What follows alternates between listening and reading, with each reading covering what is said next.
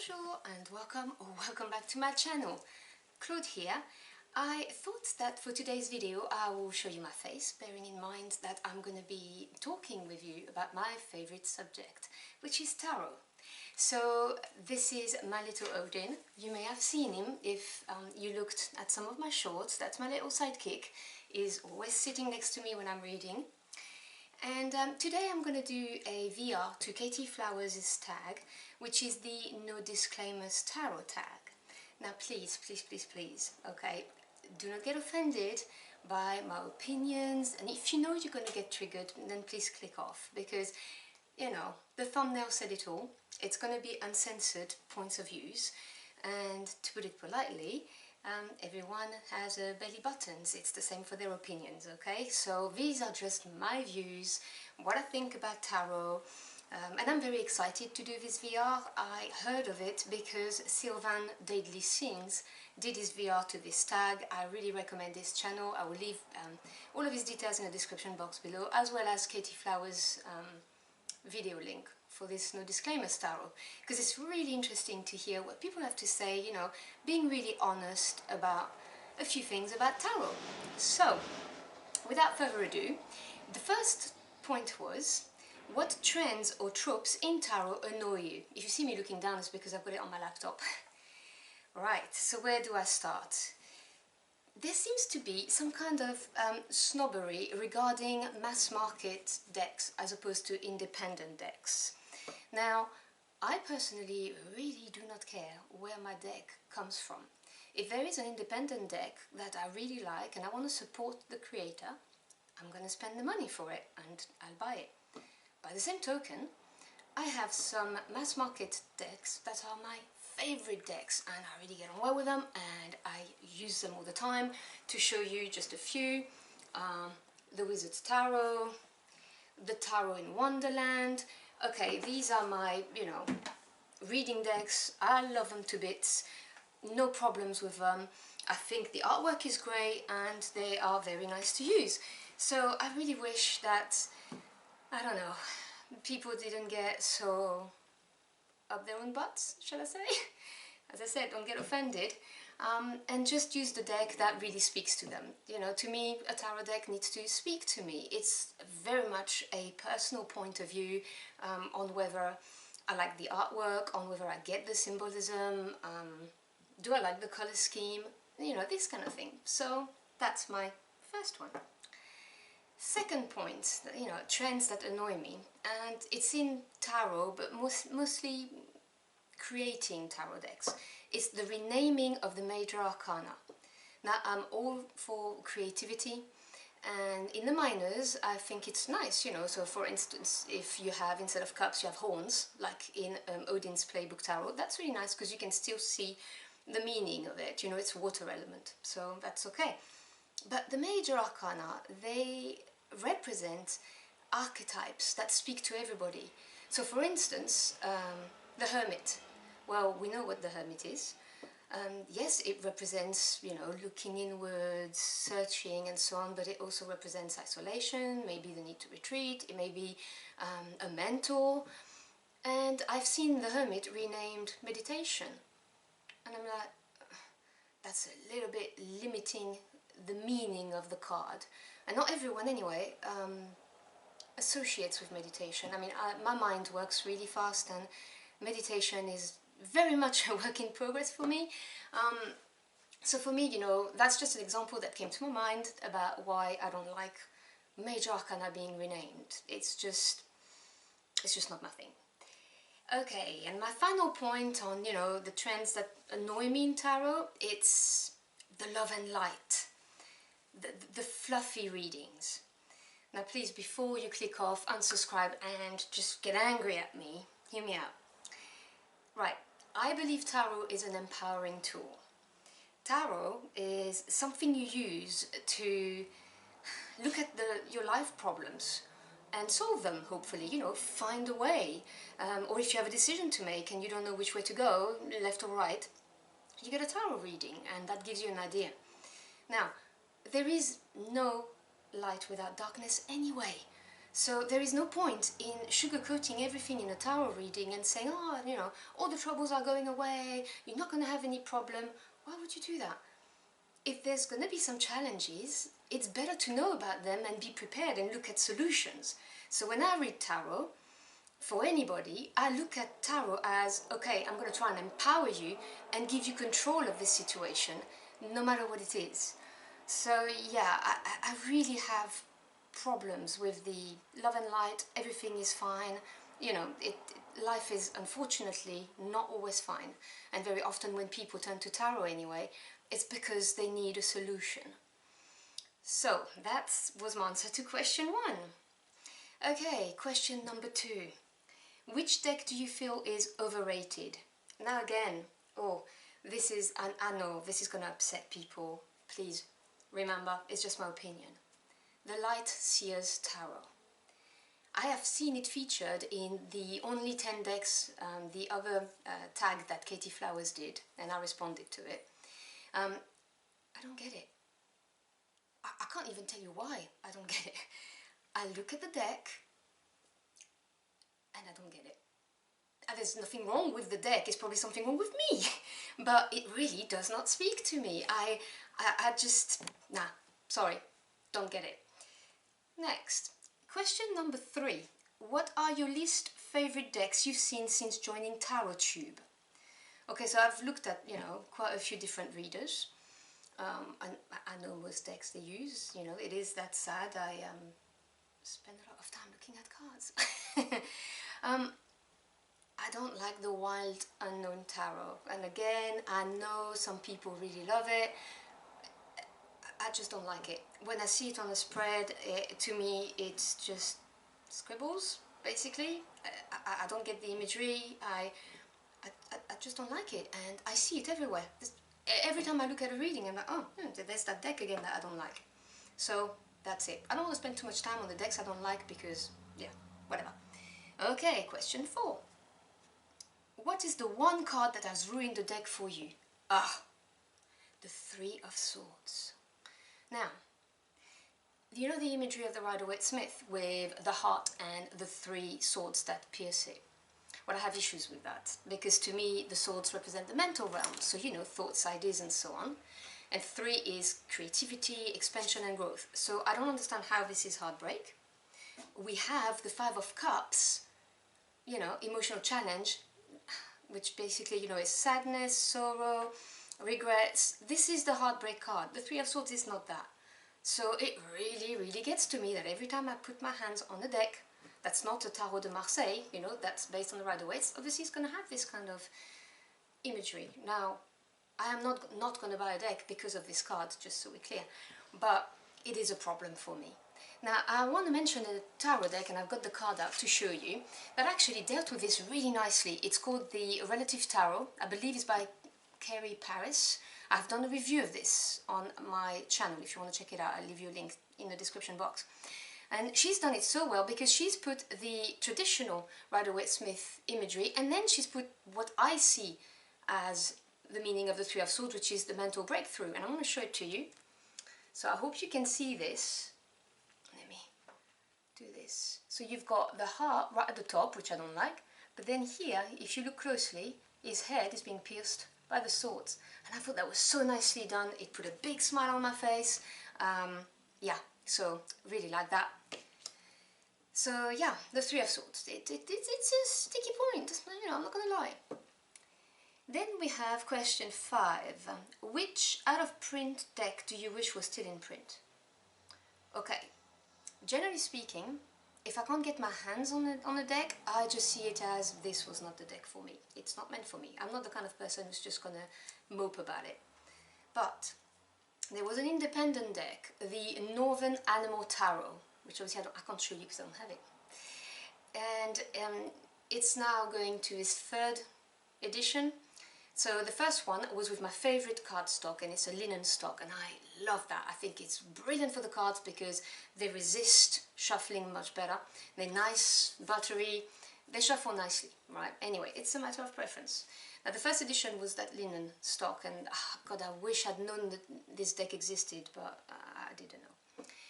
I got I heard of it basically when the second edition came out, and I knew it wouldn't be a linen stock, it would be matte, but velvety, so I thought, oh, I'm going to place my order and get my hands on that, and guess what, I missed it as well. So when I went to check it again, I think about a week ago, they said, oh, we're working on the third edition. I give up, it's just not meant to be, right? And my purse will be better for it because I've got too many decks anyway, like most tarot reader, right? So that's that. Then question number 6, and by the way there are 8 questions, so I put, you know, timestamps if you want to jump the questions you're not interested in. I should have said that at the beginning. So what are some of your TarotTube pet peeves? Okay. One of them is when someone doesn't like the tarot reading that's been posted, they put thumbs down, write a nasty comment saying that the tarot reader is inaccurate, and they unsubscribe, or any of the 3 actions, you know, combine. And I'm like, really? They are general readings, you know, they're not going to resonate with everybody, they can't resonate with everybody every single time. There are hundreds of thousands of people who watch those readings. So I find it very unkind when someone writes a nasty comment on, you know, a video just because it didn't resonate with them. I don't like that. I really, you know, I really don't like it. My second biggest pet peeve is the clickbait, ridiculous titles that some tarot reader put on their videos on TarotTube. Things like, Virgo, you're gonna be rich tomorrow. Scorpio, be careful, this person is coming back in your life, say no. Or, I don't know, Sagittarius, someone is stalking you online, find out who. What is this? Please tell me, what is it? It cheapens the craft, okay? I do not understand why people write this. Well, actually, no, tell a lie. I do understand they do it because it's clickbait, because they want people to watch their readings. And, okay, I understand they want people to watch their readings. I get it, I give readings, so I understand this. But it's dishonest, because on top of it, and I have clicked on some of those messages thinking, oh, let's just see what they've got to say, this is going to be entertaining, right? And click on them, and the message doesn't even match remotely what the title was.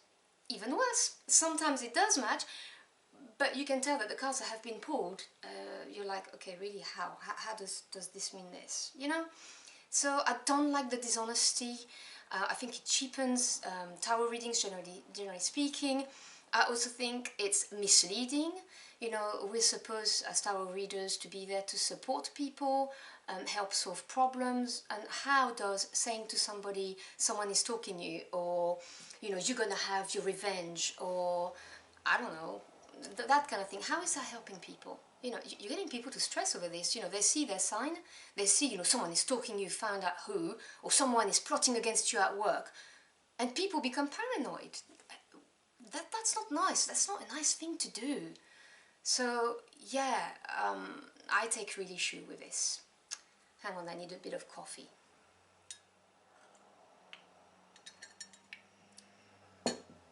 So yeah, that to me, and that's why when I do my readings I don't put titles on them, I just put, you know, monthly reading, mid-month, weekly, whatever the case may be, but I refuse to do clickbait. I will not do that. I just think it's out of order, not on. Okay, question 7, we nearly finished with my very opinionated video. What are some decks you feel should have more recognition? Okay, all Pips decks. So, Pip decks basically stem from the Tarot de Marseille, right? Now, the origins of the tarot are very, you know, murky. We know it started with an Italian tarot, 1400s something, 1500s Tarot de Marseille, so France, looking very similar. And then in 1910, the Rider-Waite-Smith, which had the illustrations on the minor arcana. So for me, and I'm going to show you a couple of the decks I really like. For me, Pip's decks are just underrated. And there's nothing that angers me more than when I see a comment about a deck, you know, on whatever means, you know, where you can go and buy cards, and they say, oh, it's such a shame, you know. The major arcana are really nice, but the creators got lazy with the minors. They just put numbers and not put pictures. No, it's not laziness, it's a style of deck. And you may not like it, but it is a style of deck. So I really don't like that, because it's not nice, firstly, to say to creators that they'd be lazy. And secondly, well, it shows a certain level of ignorance, I'm afraid. So I'm going to show you, for instance, Vincent Pitici's Tarot de Marseille. I have reviewed this, and I will leave you all of the details in the description box below. And yeah, okay, it's pips. You can tell they're pips.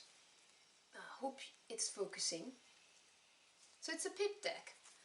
Now, conversely, some people say, oh, if you don't have pictures on the minors, your intuition cannot speak.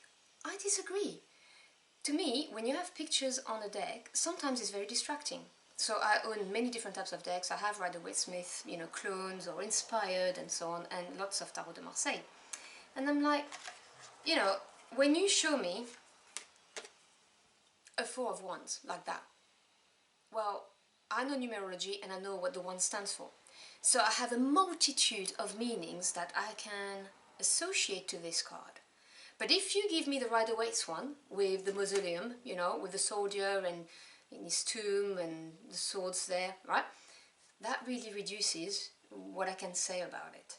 So I actually believe that pip decks help tapping into your intuition. Now, I know it's controversial. I did say it's no disclaimers. Another deck I like, which was also done by Vincent Pitici, is the 1JJ Swiss Tarot deck. And again, you see, pips. And this is a stunning deck, by the way, and I will leave you everything in the description box below. But yes, so I am a firm believer that actually pip decks should get more recognition. They're an art form of their own, and unlike popular belief, I actually believe that they help you tap into your intuition way more, give you more versatility as to what the meaning of the card is according to the position in the spread, rather than limit your intuition to, you know, a few set meanings which is dictated by the picture. Now, there is an independent deck that I believe is not getting the recognition it should get, and I have reviewed it too, so anything I mention will be in the description box below.